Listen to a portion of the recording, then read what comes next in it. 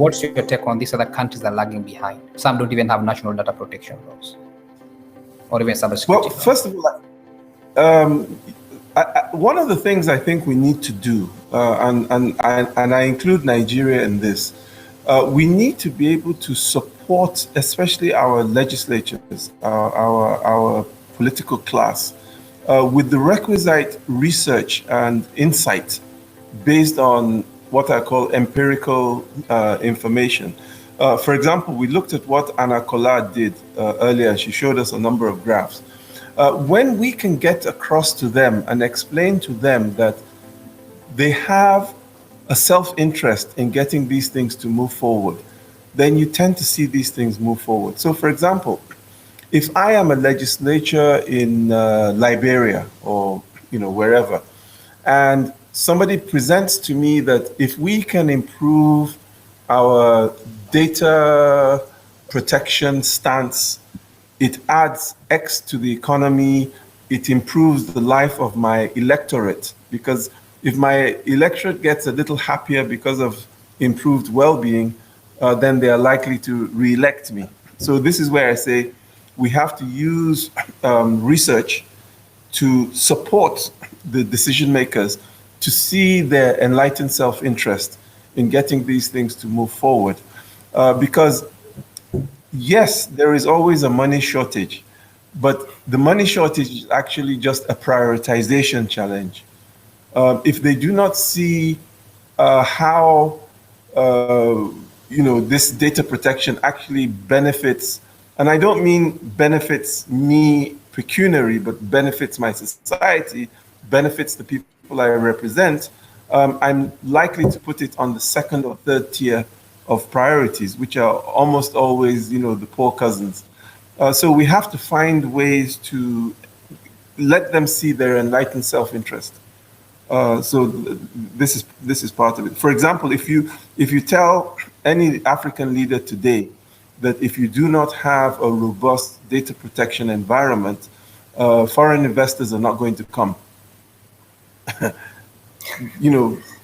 Before you know it, that robust environment, in fact, they may go overboard. So to me, this is the way we need to approach it. Yeah, but now the question comes in, because see, they will pass the data, but sometimes we find a problem with regards to implementation, or rather, because we find countries, for example, have good policies on paper, but the enforcement of the policy is a different game as well. So is it a problem of where do we lie in Africa? Because some countries have good documentation on paper. I'll give a good example. My country, Kenya, has good documentation. I don't know about Nigeria, but the implementation of the enforcement is another challenge. So do we just use always a carrot and button where, yes, like now you see you're talking about COVID situation, if the African leaders here, there's money, they're always willing to share the data. They're actually going to set up a commission. So are we going to just ensure that there's always money to insiders to be able to do things right? Well, I want to warn you, be careful, you are opening a can of worms in terms of policies. Okay. Very bluntly, I've worked on a number of policies, and I've heard it very often. In fact, it's the typical refrain: we have good policies, bad implementation. I would argue that we do not have good policies, because a good policy is judged by its implementation, just as a leader is not judged by his leadership at the time, but his legacy. So, for example, many of our policies, frankly speaking, are way, way too long. You can't actually discern the policy statement if you read a policy. You can't, so the idea is that who is the policy drafted for? Usually it's drafted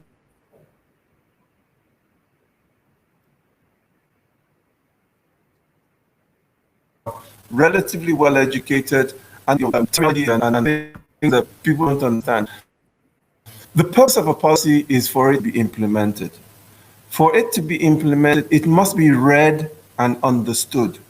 For it to be read and understood, it must be simple, because the people who extract from the policy to develop the initiatives are not policymakers. So if I develop a policy that only a graduate from the University of Kenya or Nairobi or the University of Witwatersrand or the University of Cairo can understand, the middle level civil servant, the middle level public officer who hasn't been, for example, to the Institute of Policy and Strategic Studies is lost. Also, we must remember that our political class, you don't become a member of parliament because you have a PhD. In fact, in many cases, quite the opposite. So I would differ from you significantly. I think that most of our policies in Africa are not designed for easy reading and therefore not designed to be implemented. I would approach it, very differently. I've seen policies from Europe and America that are 5 pages, and in fact have a lot of graphics.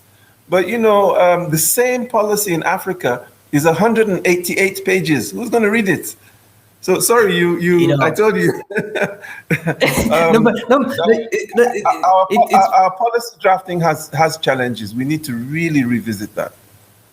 But you see, this is where the thing is, and the beauty about it is at least we are independent and we are not government funded. So at least we can speak our mind. So, and you're not speaking on behalf of the government. But the question comes in, Prof. I mean, we need to ask these questions because you realize, for example, I'll give an example. Without giving specific cases. There are cases where we give some of this, policy drafting to big so-called multinationals or other big companies, that their job, some of them, yes, they come in and give all that, huge documentation. But sometimes these policies have no reflection with the reality on the ground. So does it mean that even from the policy definition, we are missing it from that point? Mm-hmm. People who draft the policy don't have. Does it mean? Could you just the last part? You said, does it mean? Does it mean that even from the drafting of the policy itself, we don't get it right because sometimes those who draft the policy don't even understand the reality on the ground? Maybe they sit in fancy offices somewhere and draft. Absolutely. The foundation is not right. So, for example, I sit in Abuja and draft in an air-conditioned office, very comfortable with tea and biscuits, a policy that is supposed to be leveraged by the roadside vendor, food vendor in some village, way out and beyond. It's not there because the first and foremost thing about a policy is that people must feel involved. So before you even jot a note, you have to be able to have engaged in some way, shape, or form. The second thing is that the policy has to be drafted realistically for people in the trenches. So, for example, we have a lot of technology policies in Africa that presume that you have 2 or 4 megabits of bandwidth. Meanwhile, the poor guy in the village doesn't even have 2G. How much more 4G or 5G? So there are foundational problems, the way we go about it. And another big challenge from, again, being involved in several policy iterations and processes, strategic decision makers do not give enough time. Now, I'm not saying give a limited time, but something sits on the desk of some officer in the ministry for 3 years, and then you expect the policy drafting committee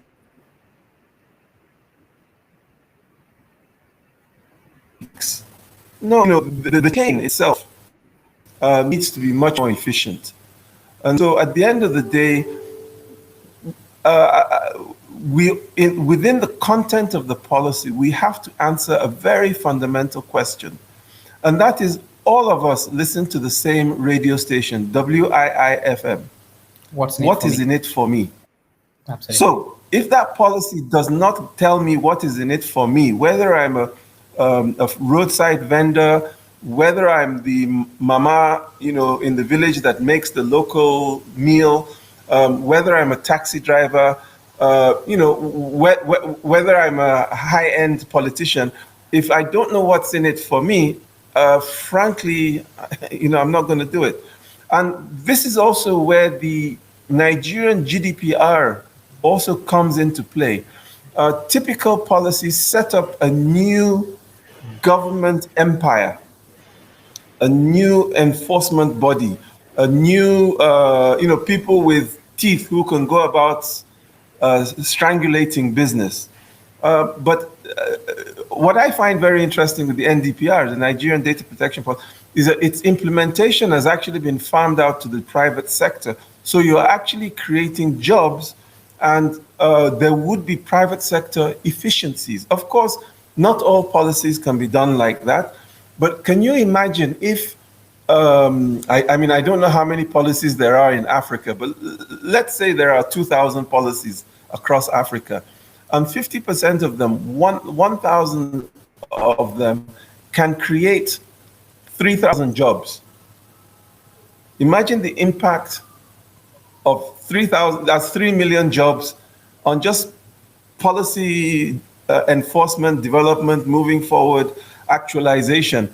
That is an impact on Africa's unemployment situation, but more importantly, its implementation will be done from a more business efficiency-oriented perspective, which also I think, we're trying to get the engine to roll. That's all of us in Africa, government, private sector, civil society. It's to get that engine to roll in an equitable manner. If I may, just in terms of some of these large digital organizations that you've mentioned, the truth of the matter is that when we look at something like social media is regulated. It's simply not regulated by us. So, for example, if you ask President Trump whether his social media has been regulated, I'm sure he will tell you. We've had the recent situation between, our president in Nigeria and Twitter. So the question is, who has control? And there are many of us that would argue that Africa needs to have more control, but within the context of democratic control, bearing in mind that just because you are democratically elected doesn't necessarily mean you are a Democrat. Yeah. So the issue is, how do we control these large multimedia, multinational, multi-digital entities within our own democratic context and within the parameters of democratic norms and limitations? This, I think, is where we need to look at, and that will impact our data privacy positively. There's a question you've asked, and I think it has come along, and I think it's good you brought the case of Nigeria. So there are two sides to the coin. There are those who will argue, fine, if the head of state of Nigeria registered on Twitter, then he has to comply with the rules, what you call the terms and conditions of creating an account on Twitter. But there's another argument or school of thought that will say, look, Nigeria account is an account that is supreme, is what they call a sovereign state, because these are sovereignty. Now, that is where the problem now lies in, from where you sit. I mean, I'm just looking at that scenario. Are these social media companies reached the point, and I'm sure the same conversation is going as well in the US Senate, when President Trump himself was banned from Twitter for life. The question comes in: have these social medias now become so big that they are now more or less going to end up, controlling states? Because the question comes in, maybe to also tie onto that. Remember also the issue of democracy. Are these social media also now becoming also a threat to our democracies? That's a question that might come in. Look at Cambridge Analytica. What is your take? Well, first of all, for all of the scenarios you have given, there is a bottom line: rule of law. So if you are a chief of state, if you are an ultra high strategic decision maker, you are not exempt from the rule of law. In addition, those multinational entities themselves must not be exempt from the rule of law. The issue is, what rule of law, what paradigm? And for me, the paradigm needs to be within the paradigm of democratic control. Of course, in the Nigerian case, there were some nuances. There were other players whom the Nigerian government strongly felt were more disparaging, in fact, more reckless, or let me say they were not more reckless, but were reckless in their statements. And those other entities, apparently, it seemed, were not sanctioned by Twitter.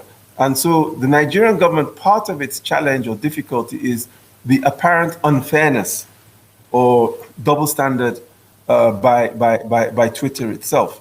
But having said that, Twitter needs to hold all parties at least to a similar level of accountability.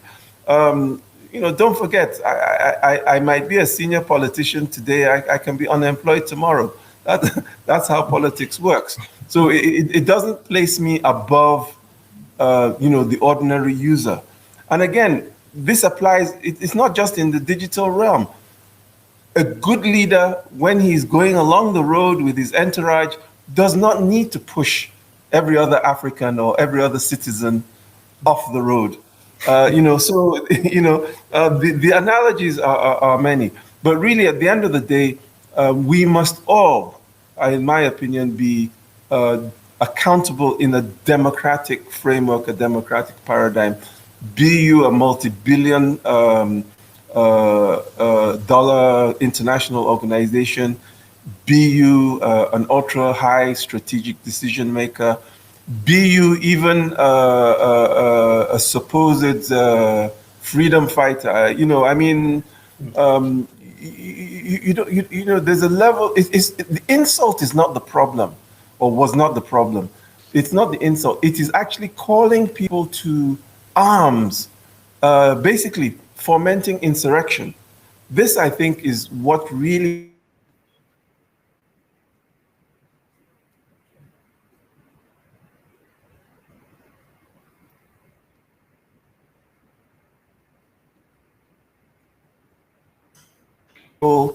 undermining your national security. If I may give you one last example, I think it was last year, India banned 118 apps, including TikTok and the like. Again, most of them were from China, but ostensibly for threatening or undermining their national security, especially in terms of how they handled citizens' data. So it doesn't matter the realm. No nation state, no sovereign would tolerate. So can it be handled better? Yes. Should it be handled better? Yes. And I'm sure you are also aware that I think in the last day or so, the ECOWAS court has actually put a stay of injunction. And I believe that presents, frankly, a face-saving way out for both parties. Look, the court has intervened. Let's move forward. So I think the court has presented a face-saving opportunity. Whether the government and Twitter can grab on it, that is we wait to see. But certainly, the key thing is that within the context of democratic paradigms, we must self-regulate and others must be regulated. Thanks so much, Brother Ajijola. And I think someone even from the audience asked brings, just to add on that conversation, somebody says, I think you can see the question, is that it brings up the question whether freedoms are safeguarded by corporates or nation states. Do you want to add anything to that? I think you've already told us. Look, first and foremost, corporates answer to their shareholders, bottom line. Secondly, they answer to their regulators. So you gave the example of Facebook earlier. Let's face it, Facebook answers to its shareholders and then the US regulators. So African regulators are somewhere, on another level. They're not a primary concern. So I don't think, as we've seen, capitalism, especially from the West, does have its challenges. Socialism, especially the modified communism we're seeing from the East, also has its challenges. And so I think Africa has to thread its own middle ground. And actually, this is a very major geopolitical strategic challenge for the continent, because we just cannot take hook, line, and sinker this way or that way. It can't be an either or. We must, develop our own path. But again, I tend to be a strong believer in democratic values, democratic norms, and they need, the price of democracy or, and freedom is eternal vigilance, whether from within, whether from without, whether from corporate. Thank you. Thank you so much. Brother. Thank you, sir. Really appreciate your time. Sorry for this. And on last point, the infrastructure issue needs to be solved in Nigeria. It usually works quite well from where I am. We had a heavy rainstorm yesterday, so I suspect there's more than meets the eye. I do apologize, but we'll continue improving. At least we have scope for improvement. There are some other economies that they've reached the top, so the only way for them is down. At least we still have opportunity to climb up the palm tree. Thank you so much, brother. Thank you very much. I wish you all well. Thank you. Have a good one. Thank you for joining us.